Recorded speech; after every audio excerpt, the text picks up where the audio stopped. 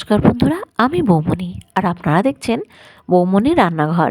আজকের আমি আমাদের বাগান থেকে ফুলকপি তুলব আর সেটা চিংড়ি, মটরশুঁটি আর আলু দিয়ে বিয়েবাড়ির মতো করে রান্না করব। তার জন্য আমি বাগানে গিয়েছি আমার দেওরের মেয়েকে সঙ্গে নিয়ে, আর আমি ফুলকপি তুলব। আমাদের বাগানে অনেক রকমের শাকসবজি হয়েছে, বিনস, ওলকপি, ফুলকপি, বিট, পালং শাক। শীতের প্রায় সব রকমের শাকসবজিগুলো আমাদের বাগানে হয়েছে। এই ফুলকপিটা আমি তুলে নেব। হ্যাঁ, ফুলকপি তোলা হয়ে গেছে। আমি ফুলকপিগুলো কেটে রেখেছি আর সঙ্গে দুটো আলু কেটে নিয়েছি ডুমো ডুমো করে। কড়াইশুঁটি, পেঁয়াজ কুচিয়ে নিয়েছি, শুকনো লঙ্কা, সাদা জিরে, আদা রসুন বেটে নিয়েছি, ধনে জিরে বেটে নিয়েছি আর লঙ্কা হলুদ বাটা, টমেটো কুচিয়ে নিয়েছি। চিংড়ি মাছগুলো ধুয়ে আমি হলুদ আর লবণ মাখিয়ে রেখেছি। কড়াই তেল দিয়েছি। এবার আমি চিংড়ি মাছগুলো একটু হালকা করে ভেজে নেব। চিংড়ি মাছ বেশি ভাজলে খেতে ভালো লাগে না, শক্ত হয়ে যায়। তাই চিংড়ি মাছগুলো আমি একটু হালকা করে ভাজবো।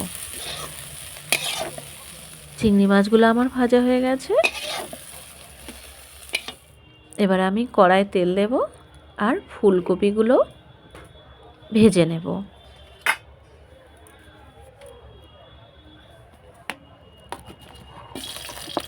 ফুলকপিগুলো আমি একটু লবণ দিয়ে ভাজবো। এখানে আমি হলুদ ব্যবহার করব না, শুধু লবণ মাখিয়ে একটু ভেজে নেব ফুলকপিগুলো।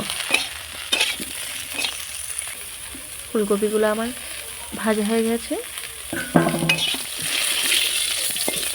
এবার আমি এই তেলের মধ্যে ডুমো করে কেটে রাখা আলুগুলো দিয়ে ভেজে নেব।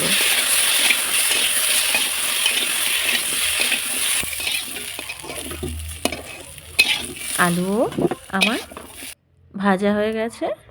এবারে আমি কড়ায় তেল দেব আর শুকনো লঙ্কা, সাদা জিরে ফোড়ন দিয়ে দেব।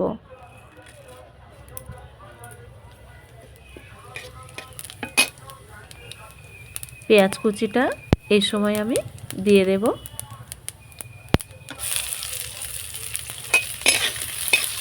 আর নাড়তে থাকবো।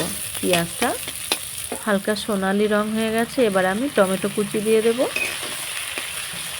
এর মধ্যে আমি একটু লবণ দিয়ে দেব, পেঁয়াজ আর টমেটোগুলো খুব তাড়াতাড়ি নরম হয়ে যাওয়ার জন্য।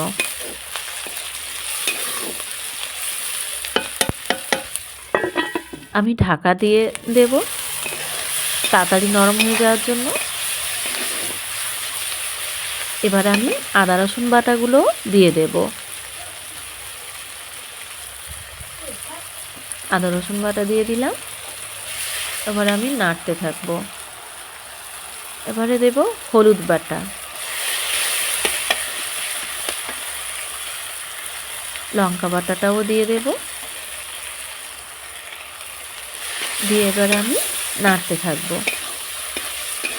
বন্ধুরা, যে কোনো রান্নাতে মশলাটা ভালো করে কষানো হলে আর সবজিগুলো ভালো করে কষানো হলে রান্নাটা খেতে খুব ভালো লাগে।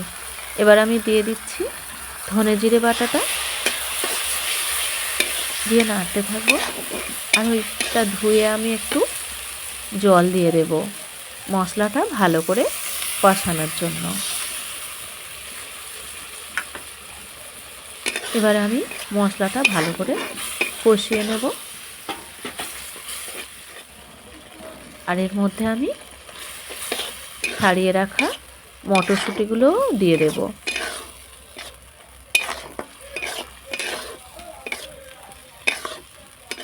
দিয়ে ভালো করে মশলাগুলো ভেজে নেব।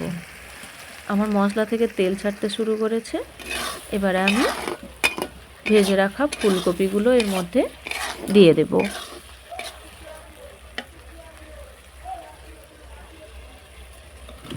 মশলাটা আমি ফুলকপির সঙ্গে ভালো করে নেড়ে চেড়ে মিশিয়ে নেব। দিয়ে দেব ভেজে রাখা আলুগুলো এর মধ্যে।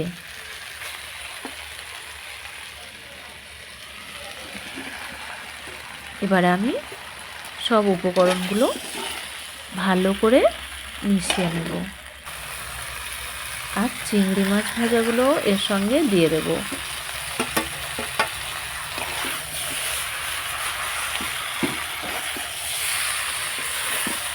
সবজিটাও এর সঙ্গে আমার ভালোভাবে কষানো হয়ে গেছে। এবার আমি পরিমাণ মতো জল দেব।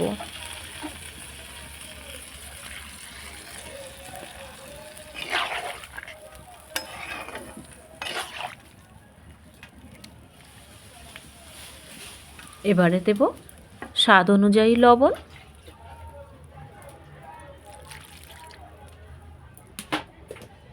বন্ধুরা, আমার পরিমাণ মতো জল দেওয়া হয়ে গেছে। লবণটা দিয়ে এবারে আমি ঢাকা দিয়ে দেব রান্নাটা হওয়ার জন্য। ঢাকা দিয়ে অপেক্ষা করতে থাকবো।